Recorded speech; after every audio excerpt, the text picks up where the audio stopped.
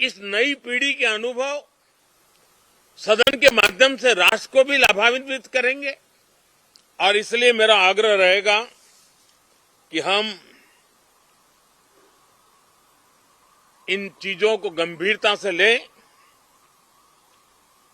Drama करने के लिए जगह बहुत होती है, जिसको करना है करते रहें। यहां ड्रामा नहीं, डिलीवरी होनी चाहिए। Whether it's the election situation or the SIR, these are huge issues. Let's discuss them. What is Parliament for? Let's discuss them. Let them have a discussion. It's not drama. Speaking about issues, raising issues is not drama. Drama is not allowing discussion. Drama is not having a democratic discussion about issues that matter to the public.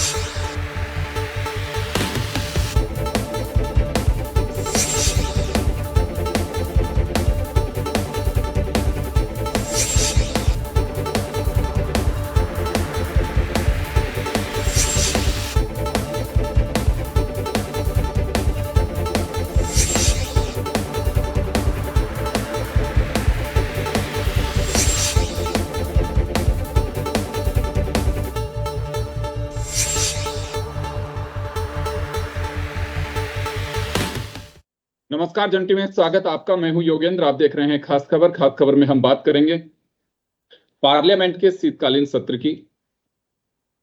पहले से लग रहा था कि parliament का ये सत्र हंगामेदार रहेगा।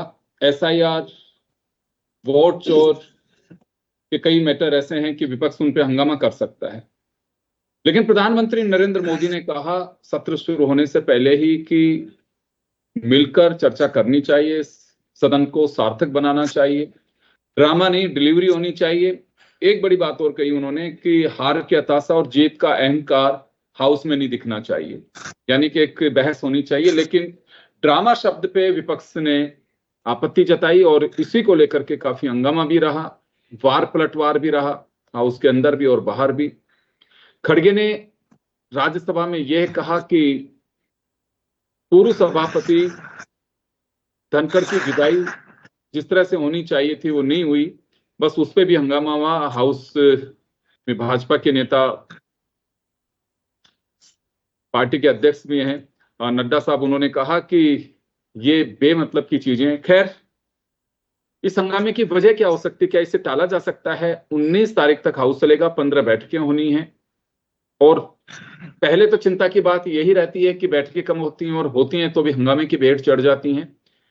तो हमारे साथ पैनलिस्ट हैं और सब इसको बहुत अच्छे से जानते हैं। राजीव जैन साहब हैं, वरिष्ठ पत्रकार हैं। संतोष अहलावत जी हमारे साथ में, पूर्व सांसद हैं भाजपा से। रामनारायण मीणा साहब, पूर्व सांसद कांग्रेस से हमारे साथ में हैं। मैं राजीव जी आपके पास में आना चाहूंगा। कहा तो ये जाता है सब ओर से एक सार्थक बहस होनी चाहिए, हाउस शुरू होने से पहले सर्वदलीय बैठकें भी होती हैं, लेकिन जब प्रैक्टिकली हम देखते हैं कि हाँ कोई सार्थक बहस होगी, ना बहस होती है, ना सर्वदलीय बैठकों का जो मजमून होता है वो एकदम लापता दिखाई देता है। तो क्या वाकई कहीं डायलॉग का अभाव है, या फिर गतिरोध बनाए भी रखना चाहते हैं और को तोड़ने वालों की जिम्मेदारी वो तोड़वाना नहीं चाहते?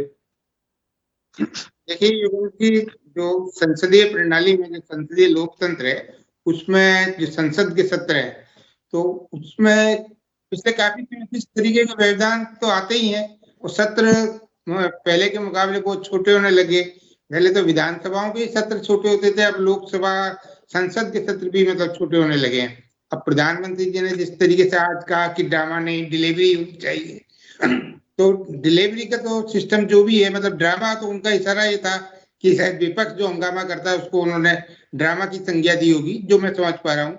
और डिलीवरी जो है होनी चाहिए, तो डिलीवरी तो सरकार को देनी होती है कि क्या है। अब जो मूल मुद्दे हैं देश के सामने के, जो मतलब बेसिक मुद्दे हैं, उन पर कहीं चर्चा नहीं होती। विपक्ष भी इस तरीके के मुद्दे उठा लेता है कि शायद सत्ता पक्ष को वो सूट करते होंगे, तो वो हंगामे में चले जाते हैं। सत्ता पक्ष अपना जो बिजनेस है उसको आसानी से निकाल लेता है, वो पास करवा लेता है, जो भी उसकी इच्छा होती है। लेकिन इन सब चीजों में जो जनहित के मुद्दे हैं वो कहीं ना कहीं दब जाते हैं, जो आवाज उठनी चाहिए। विपक्ष भी अब इस बार तो मजबूत है इस लोकसभा में, तो उसको अपनी आवाज किस ढंग से उठानी चाहिए। लेकिन आप एक चीज देखिए योगेंद्र जी, हम देखते भी हैं, चाहे वो संसद की कार्रवाई हो या विधानसभा की कार्रवाई हो, सत्र शुरू होने से पहले कुछ एक आध ऐसा मुद्दा एक हवा में छेड़ दिया जाता है। जैसे हो सकता है इस बार विपक्ष एसआईआर और अन्य मुद्दों को लेकर हावी होता है या सरकार को घेरने की कोशिश करता, लेकिन सत्र से 1 या 2 दिन पहले ही आप देखिए कि नेशनल हेराल्ड के मुद्दे को लेकर राहुल गांधी और सोनिया गांधी के खिलाफ एक एफआईआर उजागर हुई कि वो दर्ज की गई है। जबकि आप इसकी टाइमिंग देखिए, मैं उसको देख रहा था, पूरा उसको पढ़ भी रहा था, तो वो एफआईआर तो जो दिल्ली पुलिस की आर्थिक अन्वेषण शाखा है उसने 3 अक्टूबर को दर्ज कर ली थी, लेकिन वो उजागर संसद सत्र के 1-2 दिन पहले हुई। तो मतलब कहीं ना कहीं लगता है कि विपक्ष को इस तरीके से घेराबंदी करने की, देखो उनके खिलाफ एफआईआर है, तो जो मूल मुद्दा था विपक्ष जो चीज को जिस पर सरकार को घेरना चाहता था, उससे कहीं उसका ध्यान भटकाने वाली चीज थी। जैसे आपने जिक्र किया राज्यसभा में, जो राज्यसभा में प्रतिपक्ष के नेता हैं, और मेरे हिसाब से शायद राज्यसभा में सबसे वरिष्ठ, आयु में भी सबसे वरिष्ठ सदस्य मल्लिकार्जुन खड़गे ने, जो पूर्व सभापति, जो चेयरमैन जो हाउस के राज्यसभा के होते हैं, उपराष्ट्रपति, जिस तरीके से उनकी जिनको पद से जाना पड़ा, उनकी विदाई भी सम्मानजनक तरीके से नहीं हो पाई। उन्होंने कुछ इशारों में बातें भी कही। खड़गे ने कहा कि वो पहले पक्ष की तरफ ही देखते थे, हमारी तरफ नहीं देखते थे। तो मौजूदा जो सभापति आए हैं नए, तो उनको शायद कहीं ना कहीं वो उन्होंने चेतावनी की, सतर्क रहने की उस रूप में एक बात कही होगी। तो लेकिन ये सब चीजें हैं, हम तो ये चाहते हैं कि संसदीय जो लोकतंत्र है वो मजबूत हो और विपक्ष भी अपनी आवाज उठाए, सत्ता पक्ष भी सुने और जनहित के मुद्दों पे कोई कारगर बहस संवाद दोनों पक्षों में होना चाहिए, वो सामने आए। जी बिल्कुल, और जरूरी भी है। चले रामनारायण जी का रुख करना चाहेंगे। रामनारायण जी, आप तो खुद भी पार्लियामेंटेरियन रहे हैं, संतोष जी भी रही हैं। हमारी भी इच्छा ये है कि जो प्रोसीडिंग को समझ सके वो लोग अगर जुड़ते हैं तो मुझे लगता है कि हमारी भी बहस इस प्लेटफॉर्म की बहुत सार्थक होगी। आपको क्या लगता है कि जनहित के मुद्दे आने चाहिए? हालांकि हर पार्टी का अपना एक एजेंडा होता है। वो कह रहे हैं कि अभी SIR एक जनहित का मुद्दा है, 3 केंद्र शासित और प्रदेश और 9 राज्यों के अंदर जो करवाया जा रहा है 12 जगह पे, उनमें वो जनहित के मुद्दे ही बताए जा रहे हैं। जैसे मैं बाइट सुन रहा था मल्लिकार्जुन खड़गे जी के, प्रियंका वाड्रा जी की। लेकिन ये एक प्रोसीडिंग के जरिए इन चीजों पर चर्चा हो सकती है। बाकी आपको लगता है कि हाँ, वास्तव में प्रश्नकाल भी होना चाहिए, सारगर्भित जो मुद्दे हैं उन पर भी चर्चा होनी चाहिए, बिलों पर भी बहस हो? जनहित के मुद्दे हर जनहित का मुद्दा होता है। जिस समय जनसंघ के 2 सदस्य थे, सदन में उनकी बात मानी जाती थी। राजीव जी ने कहा कि आज विपक्ष मजबूत है, वो मजबूत का प्रश्न नहीं हो। प्रश्न ये है कि 2 व्यक्ति भी यदि कोई बात रखते हैं, ठीक है, कहीं मुद्दा उसमें आ जाए तो वो परसेंटेज की बात होती है उपस्थित सदस्य की, लेकिन इतना होने के बाद सत्ता पक्ष की भी जिम्मेदारी ज्यादा होती है विपक्ष के मुकाबले, तो वो विपक्ष को कॉन्फिडेंस में ले, और ये विधानसभा हो या लोकसभा हो, और कॉन्फिडेंस में लेकर के सदन को चलाया जाएगा। अब एक तरफा यदि कोई भी पार्लियामेंट करेगी, कोई भी असेंबली एक तरफा डिसीजन लेगी, मुख्यमंत्री या प्रधानमंत्री हो, तो अहमजनक है। छोटे छोटे मुद्दों पे बहस हुई है। मैं आपको क्या एक गिनाऊं, अटल जी के टाइम पे अटल जी भी प्रधानमंत्री रहे हैं, उन्होंने कभी भी विपक्ष को इस ढंग से नहीं कहा जो आज भाषा हो रही है। शिक्षा देना अलग है, लेकिन खुद को शिक्षा लेना चाहिए। मैं आपको कोई शिक्षा दूं, उसको आप कैसे लेते हो बात अलग है, लेकिन मेरे को भी तो कमी मेरे में भी होगी ना। इंसान में, हर व्यक्ति में कमी होती है। देश का प्रधानमंत्री बनने से, राष्ट्रपति बनने से कोई ऐसा नहीं होता सर्वोपरि होगी। जैसे एक आपको मुद्दा बताऊं, ये मुद्दा सदन में आएगा, राम मंदिर का राष्ट्रीय मुद्दा है, सरकार उसमें पूरी तरह इन्वॉल्व है। राष्ट्रपति को उसमें दोनों न तो ध्वजारोहण में बुलाया गया, न उसका जब उद्घाटन किया था तब बुलाया गया। उद्घाटन किस परिस्थिति में किया था वो चीज भी मैं नहीं लाना चाहता। तो ऐसे मुद्दों पे बहस नहीं हो। और आज SIR का मामला है, दूसरा आज किसानों की स्थिति पे कोई कहे तो हम तो उसको, हमने तो इतना दे दिया, हमने तो MSP दे दी। MSP का 750-800 किसानों को अपनी आत्मा गंवाना पड़ा। तो ये सारे मुद्दे को सोचना चाहिए गवर्नमेंट को। गवर्नमेंट कर रही है वो सही, वो मानती है, लेकिन उसको मंथन करना चाहिए।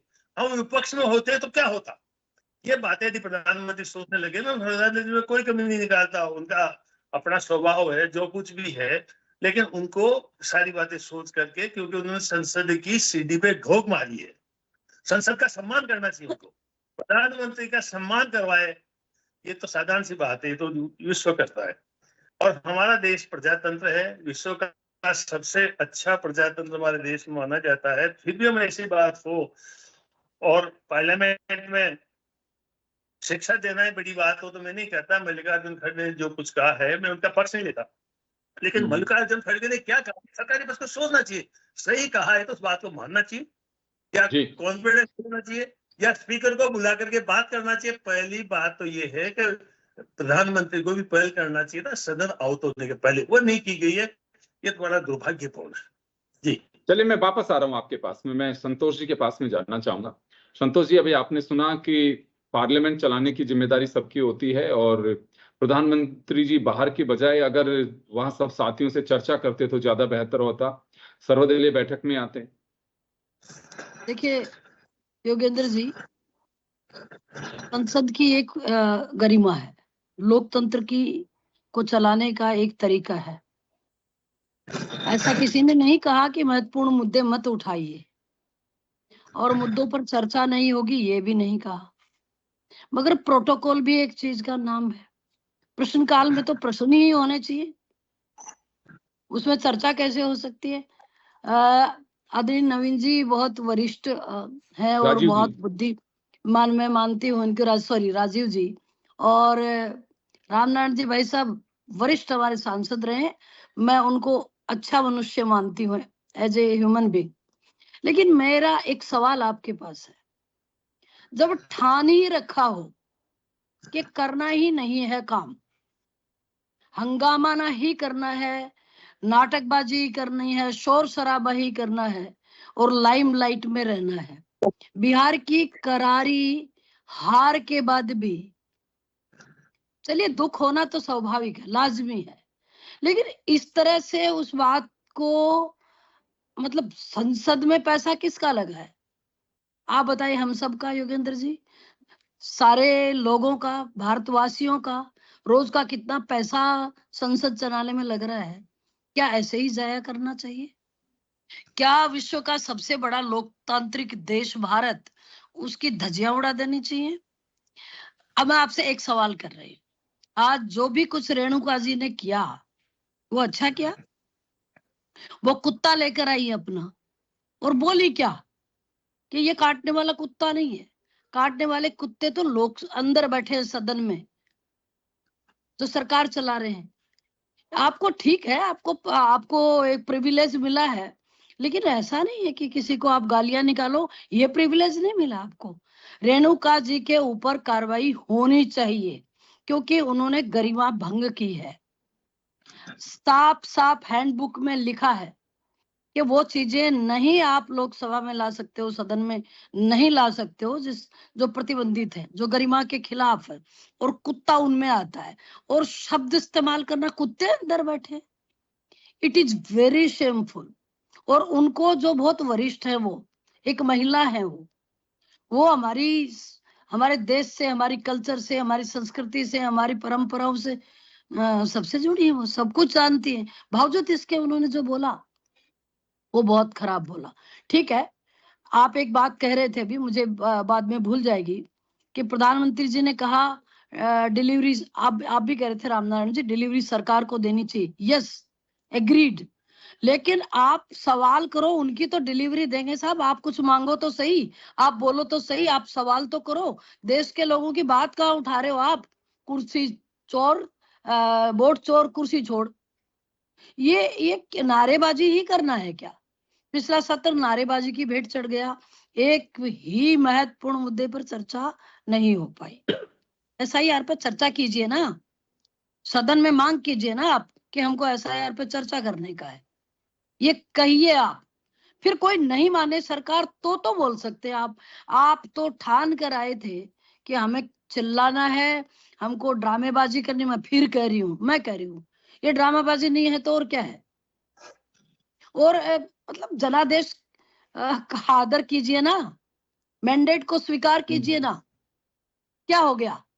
ऐसी क्या आफत आ गई है तो आप इतना बौखला गए हो, इतने निम्न स्तर के शब्द इस्तेमाल करने पर आ गए हो?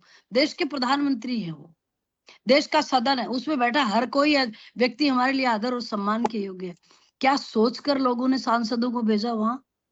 ये कि हमारे यहाँ का सांसद खड़ा होकर हमारे यहाँ की समस्या को उठाएगा, हमारे जिले की बात करेगा, बिजली, पानी, सड़क, शिक्षा की व्यवस्था करेगा, चिकित्सा की बात करेगा।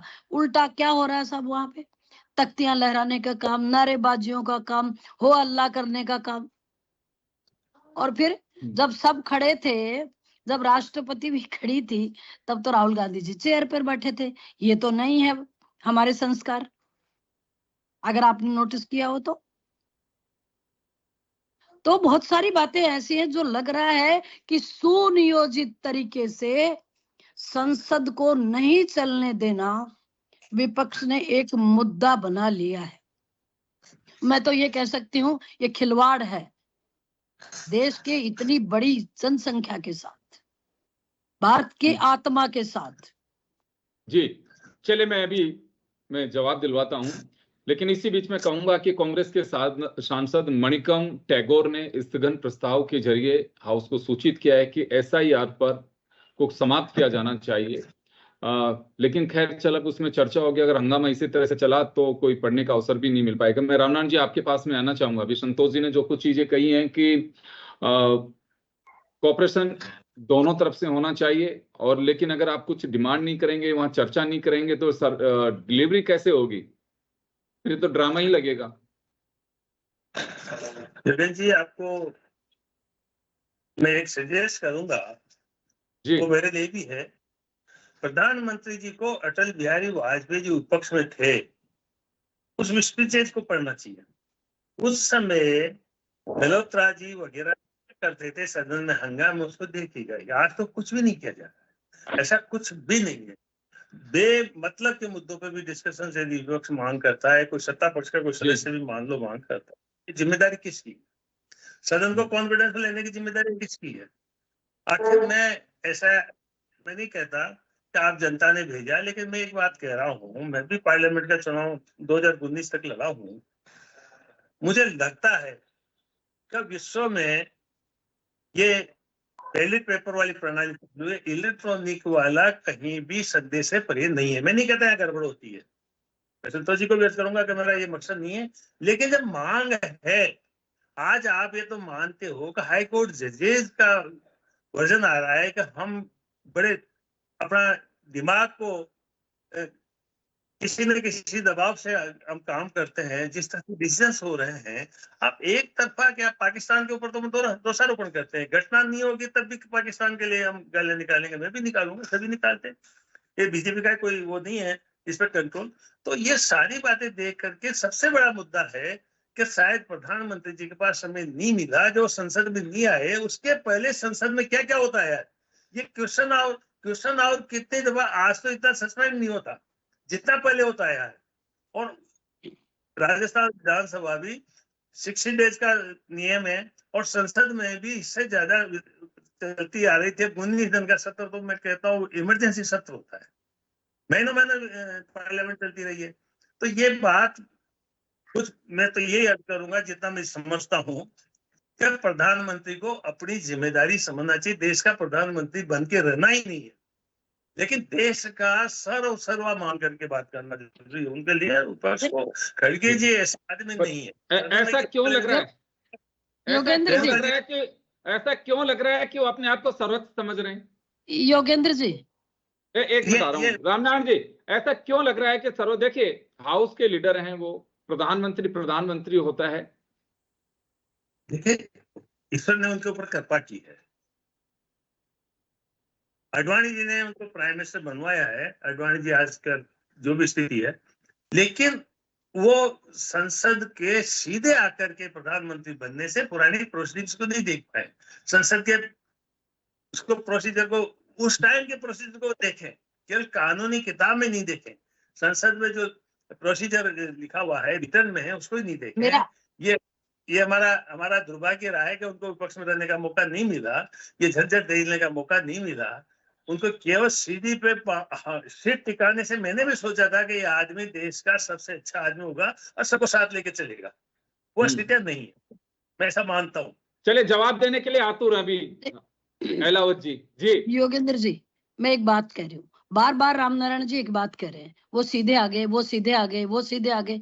वो गुजरात को बखूबी संभाल कर, अच्छा अनुभव उनके पास है, वो अच्छे प्रशासक हैं, और वो सर्वोपरि नहीं मानते खुद को। ऐसा नहीं है, उन्होंने कुछ स्टडी नहीं किया है, ऐसा नहीं है। पुरानी परंपराओं की अगर बात करो तो जिस समय अटल जी थे उस समय विपक्ष भी कुत्ते लेकर नहीं आता था। उस समय ये नारे, हाँ स्थगित होता है सदन, क्योंकि विपक्ष का मतलब ही यही है कि बहुत सारे मामलों में सहमति नहीं होती, लेकिन गरिमाओं को भंग करते। अगर रामनारायण जी ने पहले कभी देखा तो मुझे बता दे, एक भी बार जब अटल जी थे तब कांग्रेस के लोगों ने क्या इसी तरह का आचरण किया था जो आज कर रहे हैं? हाँ करें या ना करें, पूछिए रामनारायण जी से कि उनके पास एक वाकया है क्या ऐसा कि जब इन लोगों ने इस तरह का आचरण किया हो। ये हद पार हो चुकी है।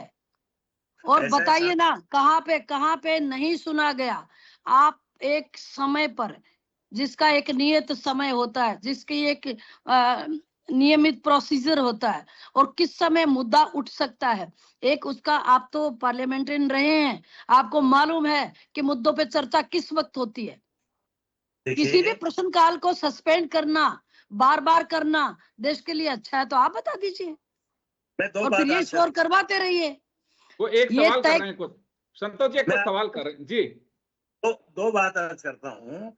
जो कुत्ता लेके आई है सांसद, वो किसी पार्टी विशेष का मुद्दा नहीं, व्यक्तिगत सांसद का हो गया, उसके नहीं बारे में नहीं अलग नहीं, से वो व्यक्तिगत नहीं है, वो सदन की गरिमा भंग करने का मुद्दा है। ये आप उसको व्यक्तिगत मत कहिए। व्यक्तिगत तब होता जो मेरे घर लेके आ जाती, गलत बात है। देश के इतने बड़े लोकतंत्र के मंदिर में कुत्ता लेके आना और अंदर बैठे लोगों को कुत्ता कहना, इट्स नॉट फेयर। हर चीज को नहीं आप भी नहीं, ये बोले गलत बात है, बिल्कुल भी नहीं। गलत सही रेणुका बात जी है। के ऊपर कार्रवाई होनी चाहिए, क्योंकि उन्होंने अभद्र शब्दों का इस्तेमाल किया।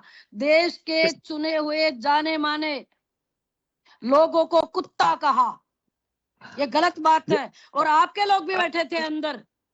फिर कंफ्यूज हो रही हो ये मैं साहब, कंफ्यूज उन्होंने नहीं हो रही हूँ, आई एम सो क्लियर। मैं आपसे एक बात बोल रही हूँ, आप दो ही चीज कह रहे हैं कि प्रधानमंत्री जी की दायित्व बनता जिन बातों के लिए है, प्रधानमंत्री जी के नेतृत्व ने, भारत ने कहा मात खाई, वो क्या एक सफल प्रधानमंत्री नहीं है।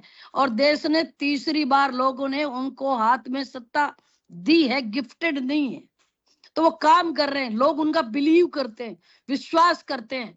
अब आप लोगों को नहीं है, मत कीजिए, आप विपक्ष में बैठे, आपका काम है हमको ये बताना कि आप काम, ये तो कर सकते हो, लेकिन लोकतंत्र की परंपराओं को तार तार करने का काम जो कर रही है कांग्रेस बैठकर, वो देश की जनता देख रही है। और उसका ताजा उदाहरण अभी आपने बिहार में मात खाई है, और ऐसा होता रहा तो ये सिलसिला चलता रहेगा। चले राजीव जी, आपके पास में आना चाहूंगा मैं। पूरा टाइम आप ही लोग, मैं कह रहा हूँ, रेणुका जी ने कहा वो कांग्रेस की सांसद आप हो व्यक्तिगत सकते, मुद्दा कैसे कह सकते हैं? आप तो फट से कह दिया कि उनका व्यक्तिगत मुद्दा है, आपकी पार्टी की सदस्य है वो, और वो वहां चुन के आई हुई है। क्या तरीका है ये लोगों का? प्रधानमंत्री जी के लिए अपशब्द बोलना, सांसदों के लिए अपशब्द बोलना। राजीव जी आप, मैं राजीव जी से पूछ लेती हूँ, आप तो भाई साहब सबके लिए बराबर हैं, आप बता दीजिए ये ठीक किया क्या? रामनारायण जी क्या कहना चाह रहे हैं? रामनारायण जी, कुछ नहीं कहना चाह रहे। रामनारायण जी भले आदमी तो हैं, पर भले आदमी तो हैं, लेकिन पार्टी की गिरफ्त जो है इनके तो चारों, मैं जानती हूँ व्यक्तिगत रूप से। उम्मीद है संतोष जी उम्मीद है भली बात कहेंगे कुछ जी। रामनारायण जी,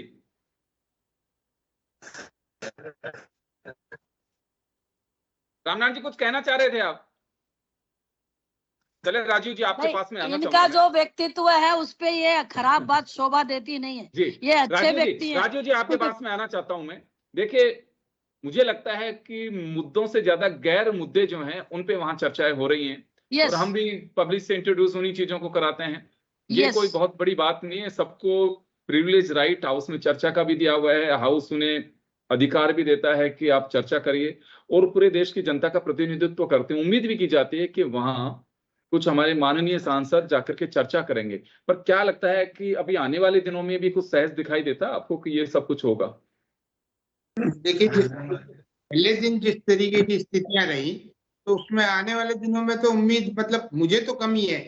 वैसे हो जाए अच्छी बात है, संवाद हो दोनों पक्षों में, सदन की कार्रवाई चले, तो इससे अच्छी चीज कुछ हो नहीं सकती। लेकिन जिस तरीके का आज का माहौल रहा, उससे तो लगता नहीं है कि ये जो 15 बैठकें जो होनी है संसद की, वो सुचारू रूप से हो सके, या जहाँ कहीं चर्चा हो सके। तो वो तो एक मंच है चर्चा का, विपक्ष को भी एक मौका मिलता है कि वो शांति से अपनी बात वहां कहे, दमदार तरीके से कहे, सरकार से कुछ चीजों को मनवाए। सरकार की भी जिम्मेदारी है कि वो कहीं जनहित के मुद्दे जो विपक्ष उठा रहा है उस पर ध्यान दे कि हाँ वास्तव में ऐसी स्थिति है, तो लोगों का भला हो। असली मकसद तो ये है कि लोगों का भला होने वाली चीजें वहां हो, लेकिन वहां चीजें हो नहीं रही।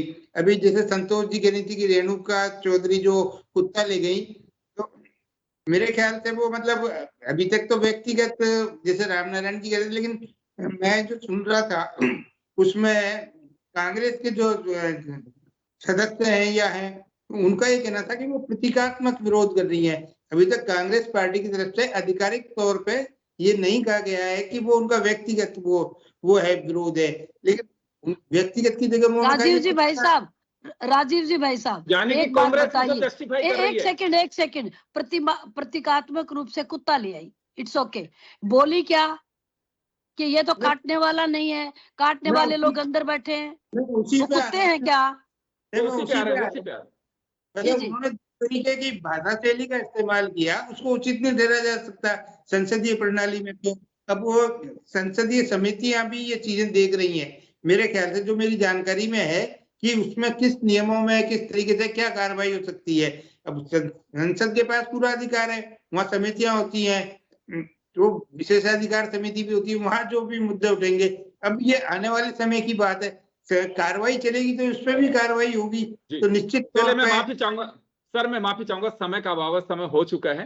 खैर चलिए, पहला दिन था, ये छठा सत्र है 18वीं लोकसभा का, लेकिन उम्मीद की जानी चाहिए कि सारगर्भित बहस हो और सभी के लिए एक ये जरूर है कि अनुशासन का पाठ बहुत जरूरी है। इतने सीनियर सांसद अगर मर्यादाओं का उल्लंघन करेंगे, उनका हनन करेंगे, तो मुझे लगता है कि इस बहस का भी कोई नतीजा नहीं निकलेगा, फिर तो इसी तरह से चलेगा। डेमोक्रेसी को प्रधानमंत्री जी तो बहस को ड्रामा कह रहे हैं, पब्लिक जरूर कहेगी कि वहां जो कुछ चल रहा है सब कुछ ड्रामा ही हो रहा है। भरोसा है पब्लिक को कि हमारे पार्लियामेंट्रियंस जो जाते हैं वो अच्छी बहस करेंगे, जनता के मुद्दे उठाएंगे।